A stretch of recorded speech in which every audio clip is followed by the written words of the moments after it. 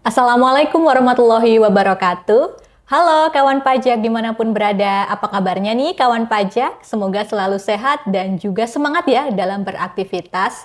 Selamat datang kawan pajak dalam acara Pintas Podcast Tanah Abang 1, sebuah kanal dari KPP Pratama Jakarta Tanah Abang 1 yang akan memberikan informasi mengenai perpajakan bagi kawan pajak semuanya. Bersama saya Dita dan rekan saya Erwin, fungsional penyuluh pajak dari KPP Pratama Jakarta Tanah Abang 1 yang akan memberikan informasi perpajakan dengan topik pada episode kali ini mengenai pelaporan SPT tahunan bagi wajib pajak orang pribadi UMKM, yaitu orang pribadi yang usahawan atau menjalankan kegiatan usaha yang menerapkan ketentuan peraturan pemerintah nomor 55 tahun 2022. Nah, kawan pajak, tidak terasa ya kita sudah memasuki bulan Maret nih. Oke, bulan Maret ya. Bulan yang identik dengan agenda tahunan yang akan dilakukan oleh kawan pajak semua yang masih memiliki NPWP aktif, yaitu melaporkan SPT tahunan PPh orang pribadi nih, Kak Erwin. Nah, mungkin ini juga sering dilakukan oleh kawan pajak ya, mengenai pelaporan SPT tahunan wajib pajak orang pribadi ini. Ya, betul Kak Dita. Ya, sebelum kita membahas mengenai bagaimana cara pelaporan SPT tahunan bagi wajib pajak orang pribadi UMKM, kita mengingat kembali terkait istilah-istilah yang dalam SPT tahunan nih Kak Dita. Oke. Nah, yang pertama pastinya tentu SPT tahunan. Apa itu SPT tahunan Kak Dita? Nah, SPT tahunan sendiri itu merupakan surat yang digunakan oleh wajib pajak untuk melaporkan penghitungan dan atau pembayaran pajak, melaporkan objek penghasilan yang merupakan objek pajak ataupun yang bukan merupakan objek pajak, melaporkan data harta dan ataupun kewajiban yang dimiliki oleh wajib pajak sesuai dengan ketentuan peraturan perundang-undangan perpajakan untuk 1 tahun pajak atau bagian tahun pajak Kak Dita.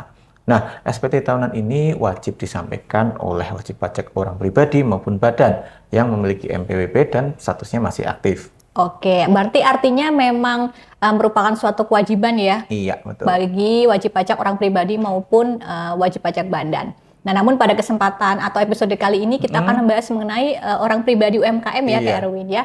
Sebagaimana yang kita ketahui bahwa orang pribadi bisa memiliki pekerjaan yang beragam ya, mulai dari karyawan, kemudian pekerja bebas seperti misalnya dokter, arsitek, akuntan dan lain-lain, sampai dengan mempunyai usaha nih atau usahawan atau yang biasa kita sebut dengan UMKM ya, Kak Erwin ya.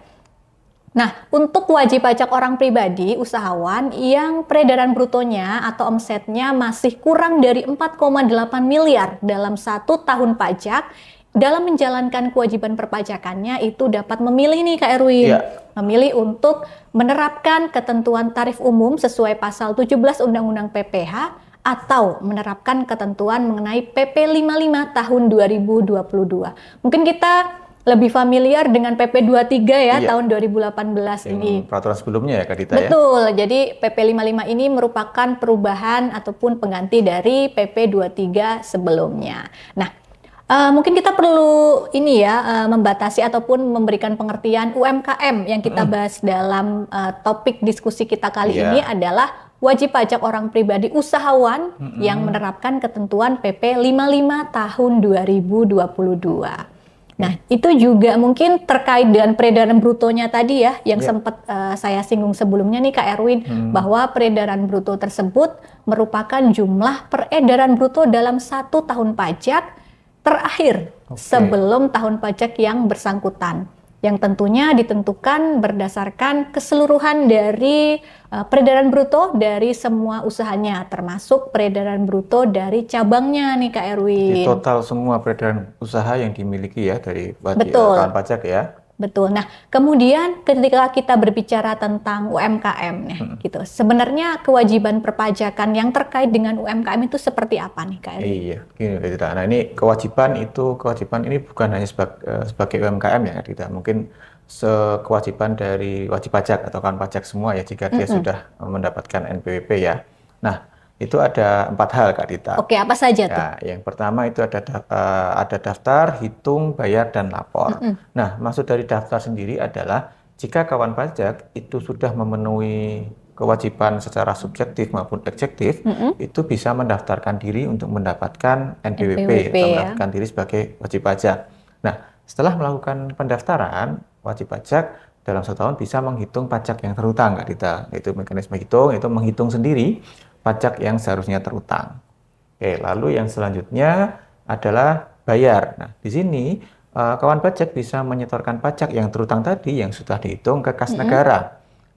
Kas negara itu bisa melalui kantor pos atau bank persepsi, namun bukan melalui kantor pajak untuk membayar pajaknya ya. Betul. Nah, lalu juga bisa melalui mekanisme yang kedua, yaitu melalui pemotongan atau pemungutan dari pihak lain, Kak Dita. Jadi ada cara pembayarannya ada dua cara. Ada 2 mekanisme ya? Iya, bisa setor sendiri ataupun dipotong atau dipungut pihak lain.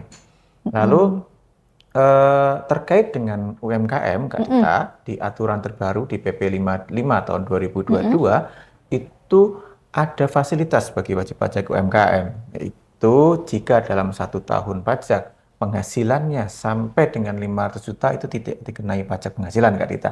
Berarti tidak perlu membayar pajak, namun tetap ada kewajiban melakukan pelaporan pajaknya.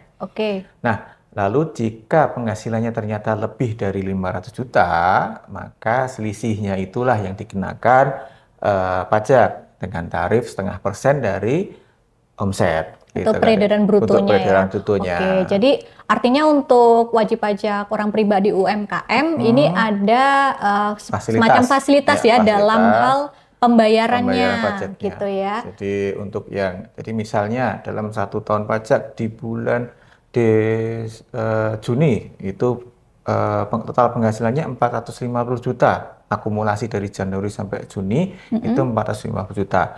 Nah, ternyata di bulan Juli itu penghasilannya mendapatkan peredaran bruto sejumlah 100 juta. Nah, berarti kan 50 jutanya yang di bulan Juli itu dikenakan tarif 0,5% dari peredaran bruto, dan sisanya nanti setiap bulan dari Agustus sampai dengan Desember sudah terutang PPh finalnya ya 0,5% dari peredaran brutonya. Ya. Nah, selanjutnya yaitu lapor. Nah, di sini kawan pajak melaporkan penghasilan yang terutang tadi itu melalui SPT masa ataupun SPT tahunan, Kak Dita. Nah, setelah kita ada kewajiban perpajakan tadi, ada 4 hal tadi ya. Nah, ini untuk lapor nih, Kak Dita. Kadang kan lapor itu ada batasannya ya. Ini kira-kira untuk pelaporan SPT tahunan ini ada jangka waktu pelaporannya atau mungkin ada yang harus dilakukan, itu ada kewajibannya seperti apa, isiannya seperti apa gitu, ada, Kak Dita? Oke, baik.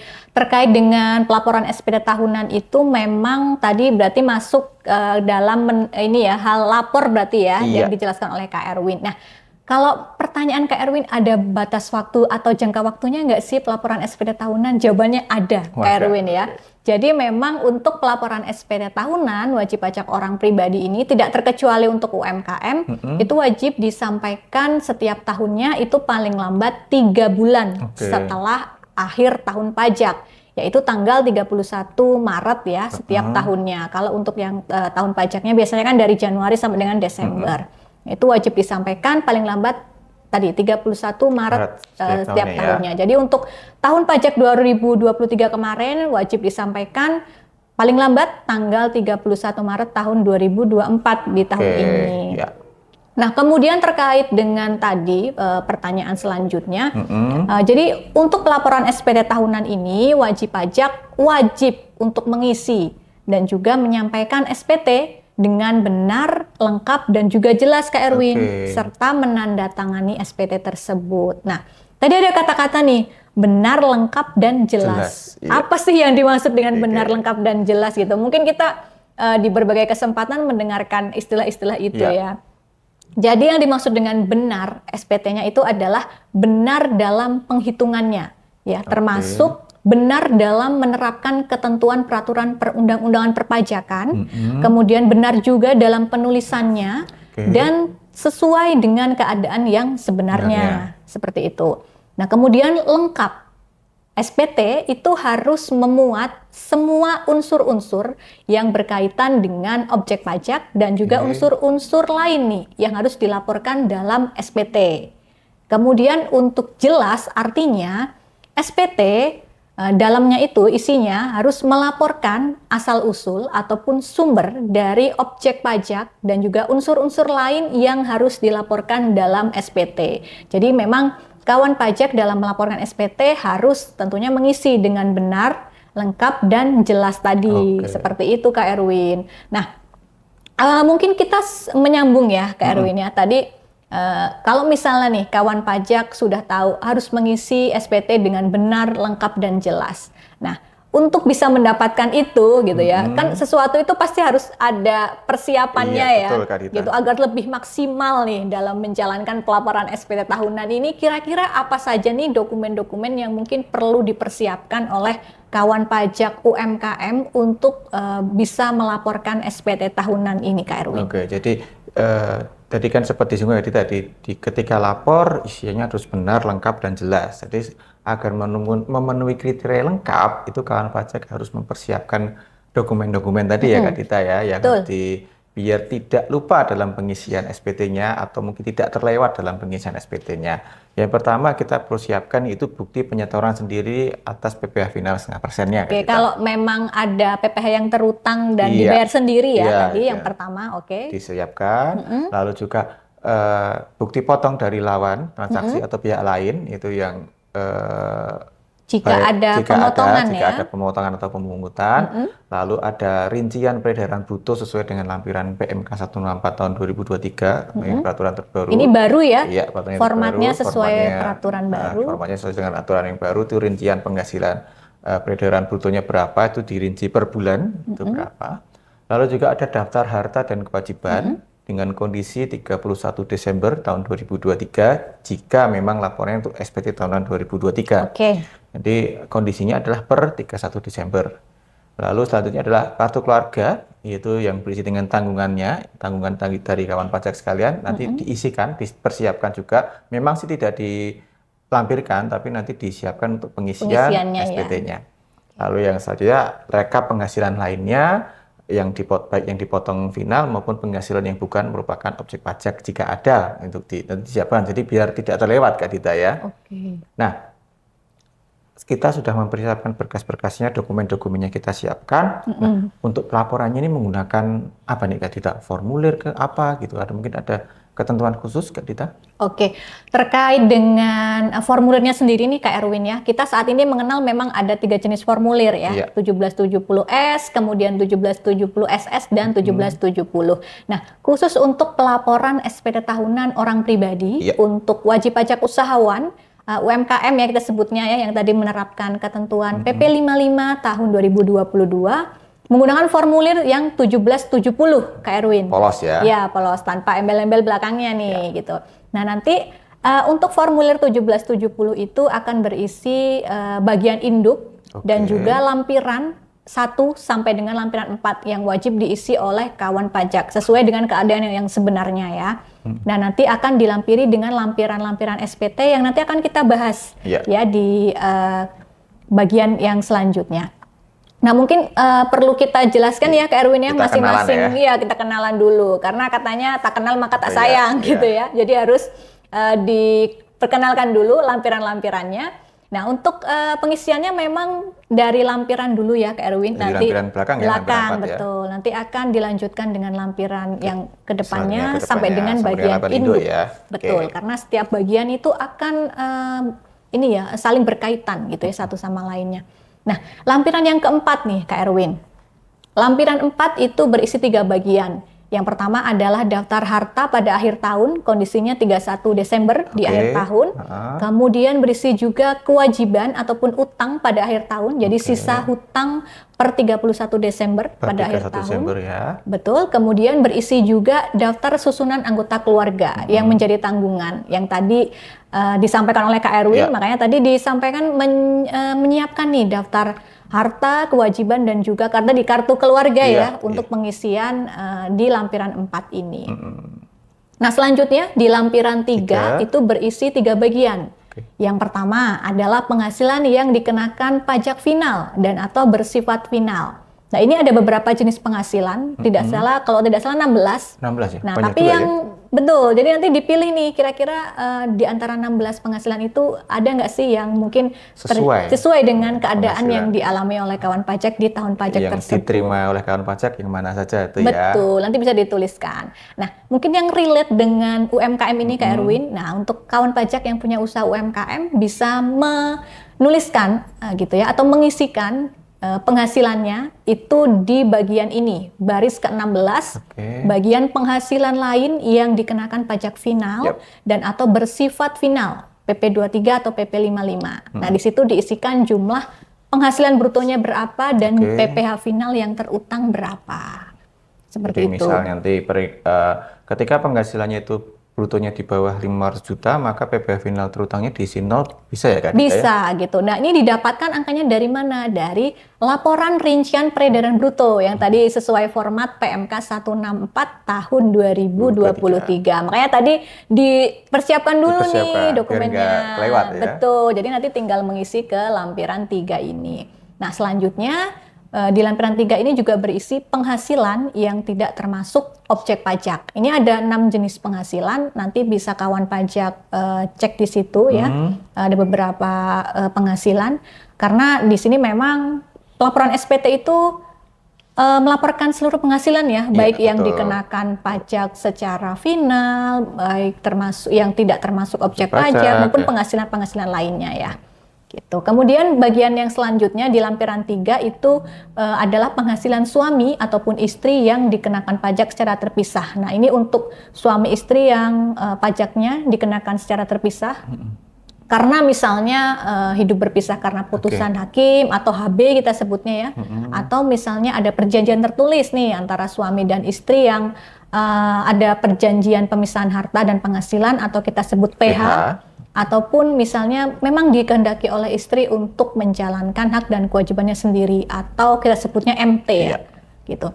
Nah, nanti di situ penghasilan penghasilan neto ya suami dan istri nanti akan digabungkan, kemudian untuk PPh terutangnya dihitung berdasarkan proporsi ataupun perbandingan dari penghasilan neto suami dan istri nih Kak Erwin.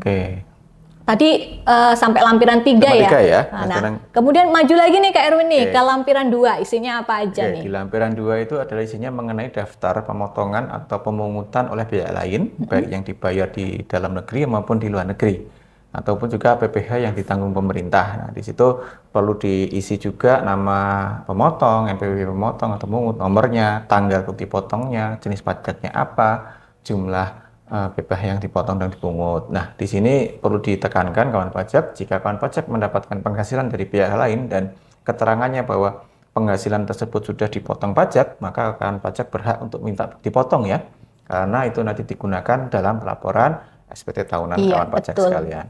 Lalu selanjutnya di lampiran 1 ada 4 bagiannya, yaitu yang pertama ada penghitungan penghasilan neto dari kegiatan usaha dari dalam negeri yang usaha maupun pekerjaan bebas yang menyelenggarakan pembukuan. Lalu yang selanjutnya ada penghasilan neto dalam negeri dan usaha atau pekerjaan bebas bagi wajib pajak yang menyelenggarakan pencatatan. Nah, ini kalau pencatatan biasanya menggunakan norma Kak Dita. Ada aturan tertentu. Jadi untuk penghasilan untuk normanya ada aturan tertentunya, normalnya berapa persen sesuai dengan jenis kegiatan usahanya. Ini berarti kalau misalnya selain punya usaha UMKM, misalnya kawan pajak juga bekerja atau berprofesi sebagai pekerja bebas ya Kak Erwin ya, bisa diisi di sini ya.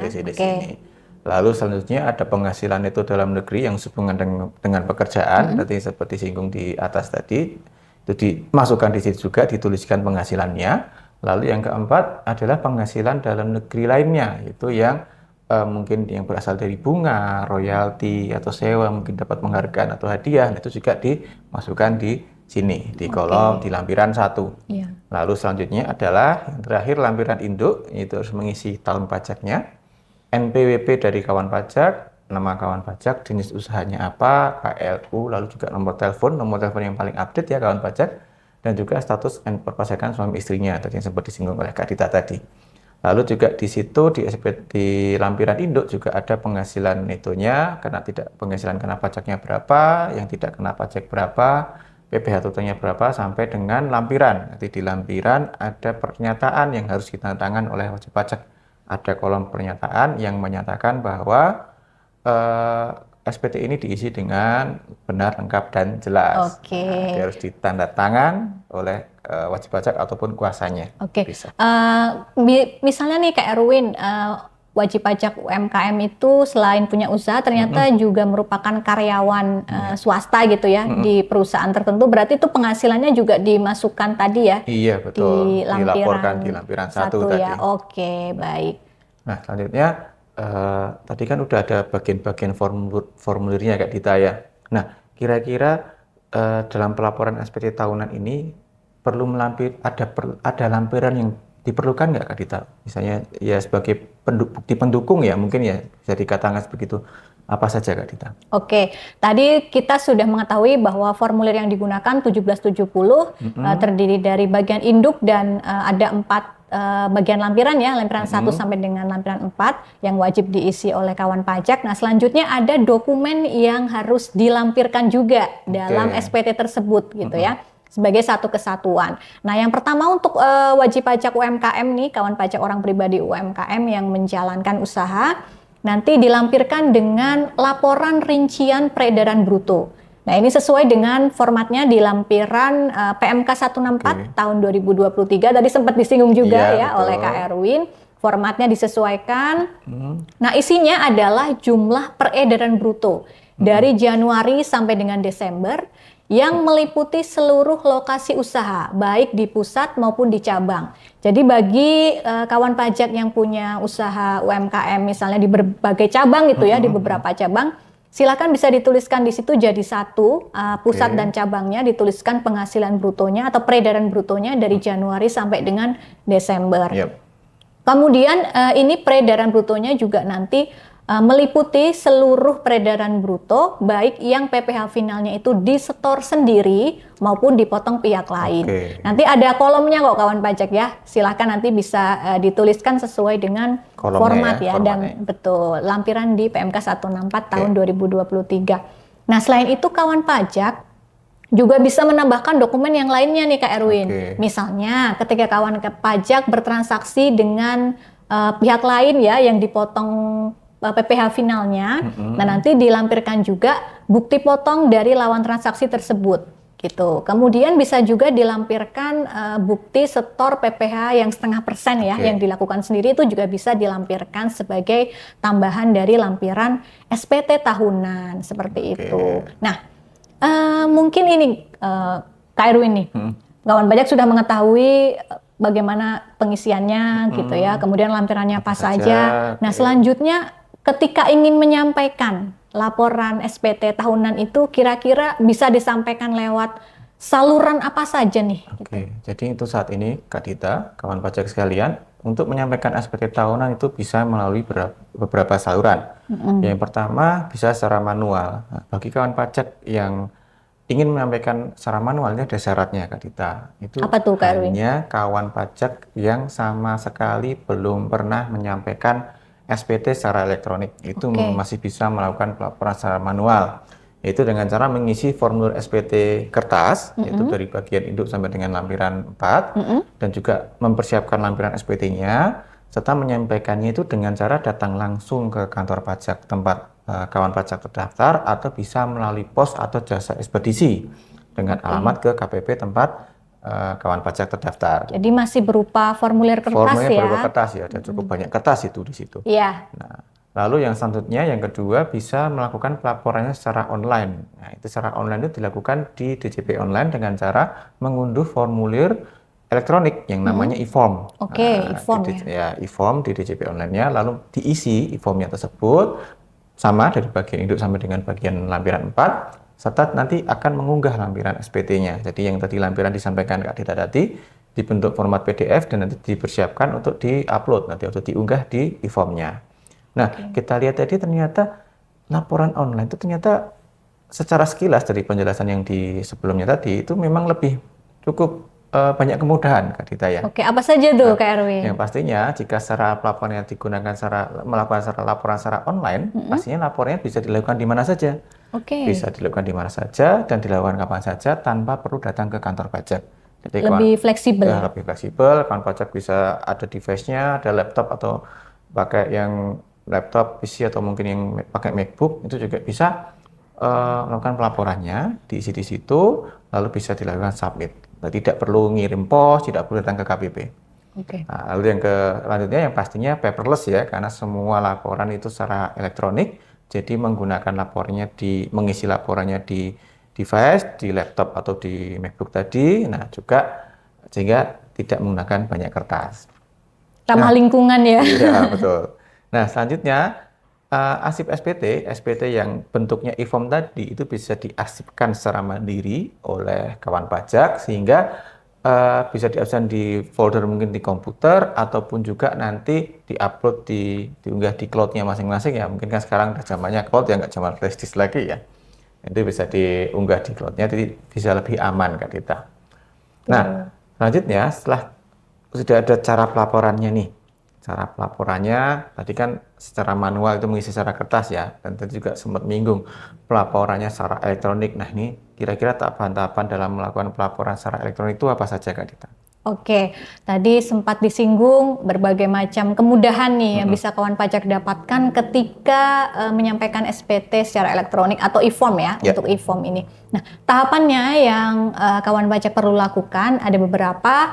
Yang pertama pastinya harus login dulu di akun DJP Online. Karena yang digunakan medianya itu adalah DJP Online, maka kawan pajak harus login dulu, punya akun dulu gitu ya di DJP Online. Nah, pastinya untuk punya akun, langkah yang pertama harus melakukan registrasi dulu.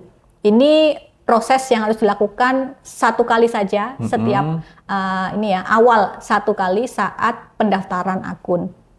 Nah, untuk bisa melakukan registrasi tersebut, kawan pajak itu harus punya namanya EFIN, Kak Erwin ya.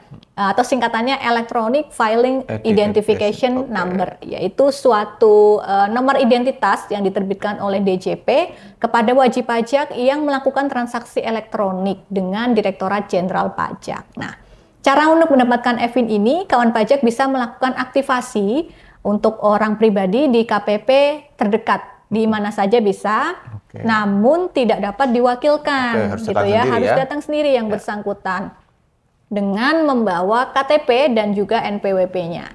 Nanti juga kawan pajak mengisi formulir aktivasi EFIN di situ.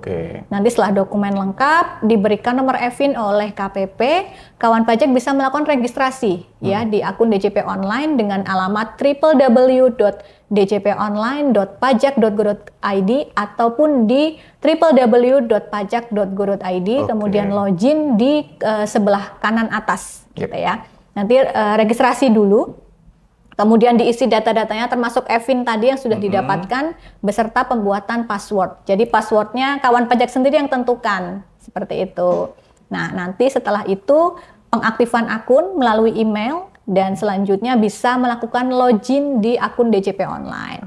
Nah, namun untuk kawan pajak yang sebelumnya nih sudah pernah registrasi, tidak perlu melakukan registrasi lagi, jadi cukup login langsung di akun DJP Online nih Kak Erwin. Nah, mungkin nih kawan pajak karena pelaporan SPT tahunan itu satu tahun sekali gitu ya, kadang lupa gitu. Aduh, passwordnya tuh apa ya? Saya bikin akun di DJP Online gitu. Betul, karena setiap akun-akun kayaknya membutuhkan passwordnya ya. Nah, kawan pajak tidak perlu panik ya, tidak perlu khawatir. Karena ketika kawan pajak memang lupa password, silakan bisa melakukan reset password di menu DJP Online juga, di menu lupa kata sandi. Nah, di situ namun harus diperhatikan, harus menyiapkan EFIN gitu ya. Jadi EFIN ini sesuatu yang sangat penting, silakan disimpan ya secara aman gitu ya. Bisa disimpan di mana aja, di handphone bisa, di email atau di cloud misalnya ya, atau di media-media yang lain ya, yang nantinya memudahkan juga untuk kawan pajak. Nah, itu untuk proses yang pertama, tahapan yang pertama login tadi ya Kak Erwin ya.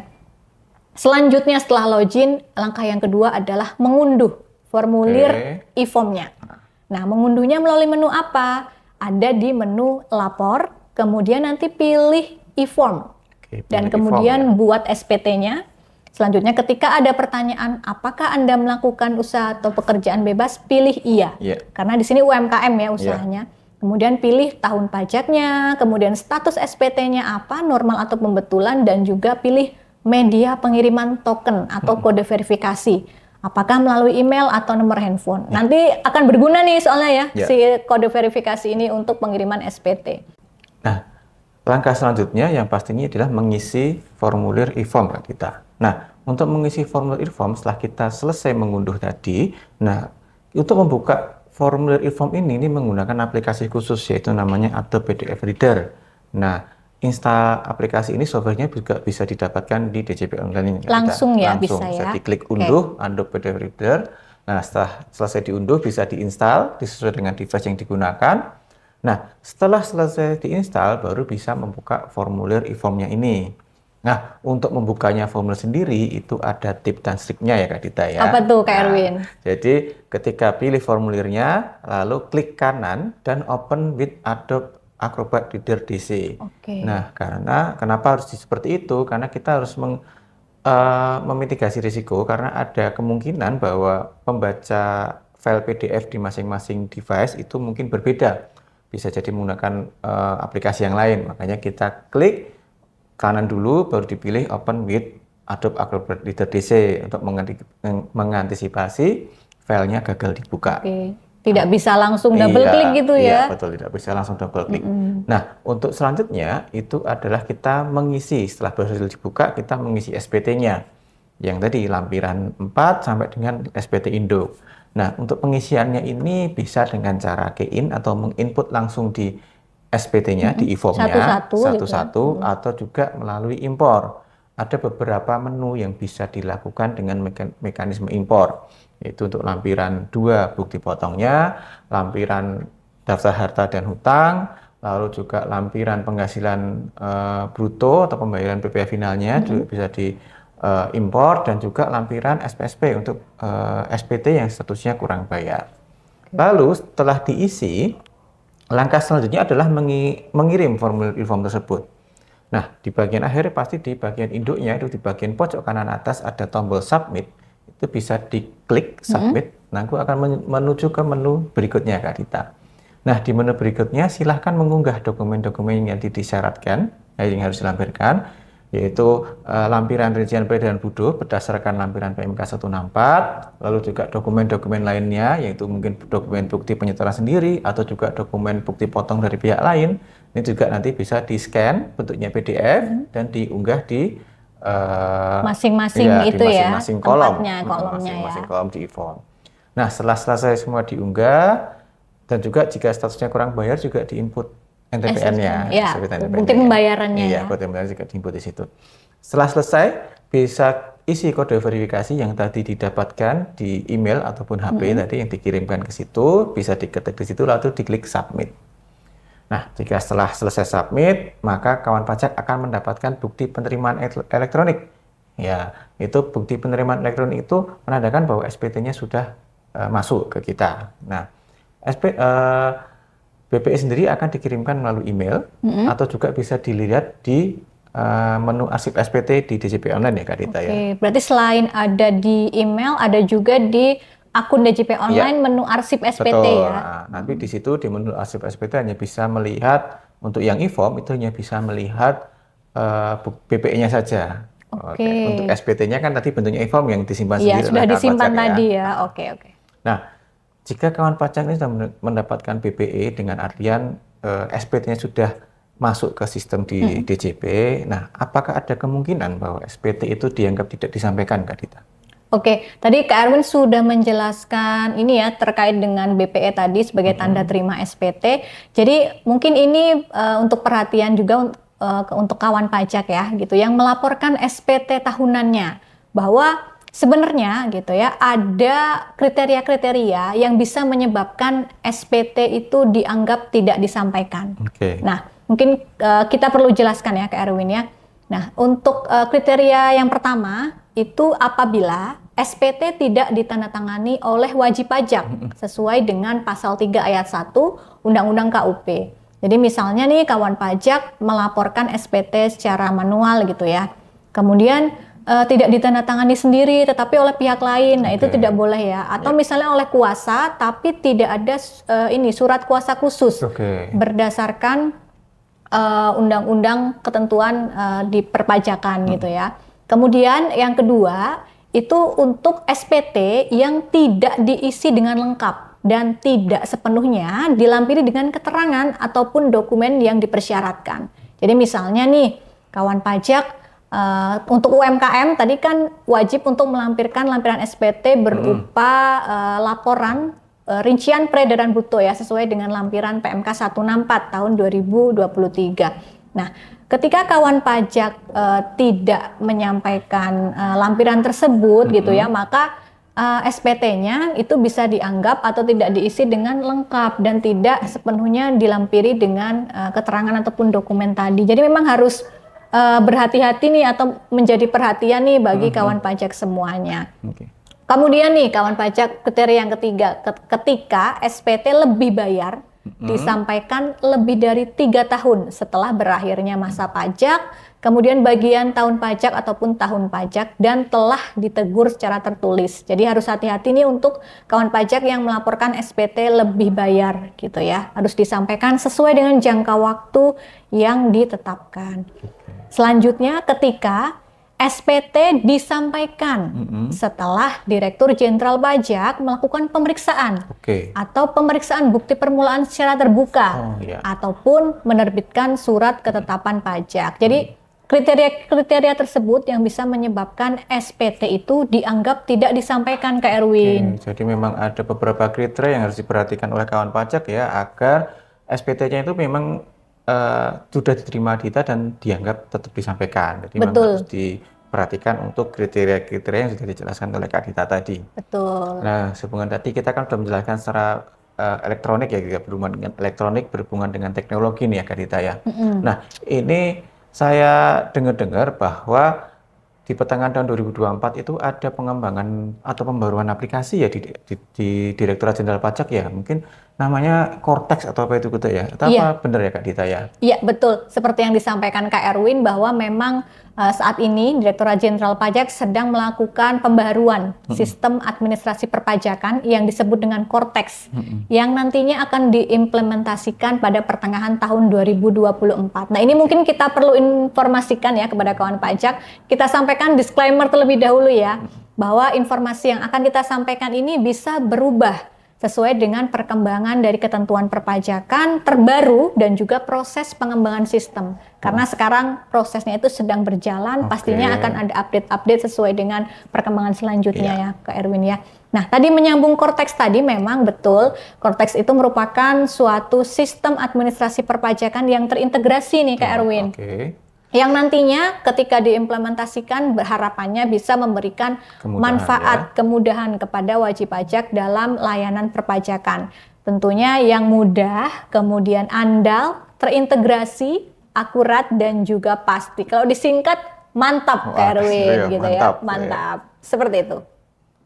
Oke, jadi memang Cortex ini dibuat untuk memberikan kemudahan pastinya untuk wajib pajak ya. Nah, berarti dengan adanya sistem yang baru, pasti ada beberapa perubahan mengenai apa yang perlu dilakukan oleh pajak, mungkin proses bisnis ya mungkin namanya ya, itu proses bisnis dilakukan oleh wajib pajak dan juga oleh petugas pajak. Nah itu mungkin bisa dijelaskan sedikit Kak Dita, probis atau proses bisnis yang berubah mungkin Kak Dita. Oke, baik memang dengan implementasi Cortex nanti ada beberapa proses bisnis atau kita sebutnya probis yang mengalami perubahan. Nah mungkin kita spill nih dikit-dikit ya. Karena tidak mungkin kita sampaikan semuanya di sini. Ada 2 probis yang berubah, 2 diantaranya yaitu adalah probis registrasi dan juga probis pelaporan. Nah, untuk registrasi sendiri nantinya akan ada kesederhanaan nih dalam administrasi wajib pajak orang pribadi, yaitu penggunaan NIK sebagai NPWP. Ini juga sempat sudah ramai ya di akhir tahun kemarin, nanti akan berlaku penuh 1 Juli 2024. Kemudian nantinya juga ada penggunaan 1 NPWP untuk 1 entitas nih Kak Erwin. Jadi pusat dan cabang akan menggunakan 1 NPWP pusat saja. Kemudian NPWP cabang yang sekarang akan dihapus dan nanti akan digantikan dengan NITKU atau nomor identitas tempat kegiatan usaha. Nah, kalau dari probis pelaporan nih, karena kita membahas pelaporan ya, untuk pelaporan SPT tahunan wajib pajak orang pribadi nantinya gitu ya. Kalau sekarang kan kita mengenal 3 jenis formulir ya, 1770S, SS, dan 1770. Nah, kalau nanti dengan implementasi Cortex akan berlaku hanya 1 jenis formulir SPT saja, gitu. Yang diisi dari bagian induk, kemudian nanti akan kawan pajak akan menjawab pertanyaan-pertanyaan yang mengarahkan pada lampiran yang harus diisi sesuai dengan jawaban dari pertanyaan tersebut, seperti itu. Kemudian nanti juga ada ini bukti potong yang didapatkan oleh kawan pajak akan muncul secara otomatis atau terpre-populated ya dalam SPT tahunan. Jadi tidak usah diinput lagi satu-satu, akan ada di situ, kawan pajak bisa gunakan. Nah, yang penting nih Kak Erwin, untuk wajib pajak UMKM nantinya akan ada menu pencatatan yang bisa dimanfaatkan oleh kawan pajak UMKM untuk melaksanakan kewajiban perpajakannya. Seperti itu. Jadi memang untuk di Cortex ini itu memang tujuannya untuk memudahkan kawan pajak dalam melakukan kewajiban perpajakannya, bisa lebih dengan adanya sistem ini kan enak ya, jadi kawan pajak bisa lebih terintegrasi nantinya ya. Satu, dan jadi semoga nanti kan Cortex juga bisa berjalan lancar dan pastinya untuk memudahkan kawan pajak sekalian. Ya tentunya, harapannya seperti itu ya Kak Erwin ya. Kita doakan semoga dilancarkan semuanya. Nah, baik kawan pajak semuanya, tadi demikian tadi ya bincang-bincang seru kita pada hari ini, episode kali ini mengenai pelaporan SPT tahunan untuk wajib pajak orang pribadi UMKM yang tadi dilanjutkan dengan pengenalan mengenai Cortex. Jadi ini ya dari pembahasan kita bahwa kita bisa simpulkan SPT tahunan memang wajib dilaporkan oleh setiap kawan pajak yang status NPP-nya masih aktif ya, baik orang pribadi maupun badan. Nah, untuk orang pribadi tidak terkecuali untuk UMKM tadi, silakan laporkan sebelum tanggal 31 Maret ya setiap tahunnya. Nah, menggunakan formulir 1770 tadi bisa disampaikan melalui manual ataupun elektronik. Namun ada syarat dan ketentuan berlaku ya tentu saja. Kalau elektronik malah lebih mudah ya. Lebih mudah pastinya. Betul. Dan nanti silahkan untuk lakukan juga pemadanan NIK NPWP sebelum 1 Juli tahun 2024. Terima kasih kepada kawan pajak yang sudah bergabung dalam episode kali ini. Mohon maaf atas segala kekurangan dan juga kekhilafan yang kurang berkenan. Sampai jumpa pada episode Pintas selanjutnya. Saya Dita dan rekan saya Erwin pamit undur diri. Pajak kuat, Indonesia maju. Wassalamualaikum warahmatullahi wabarakatuh.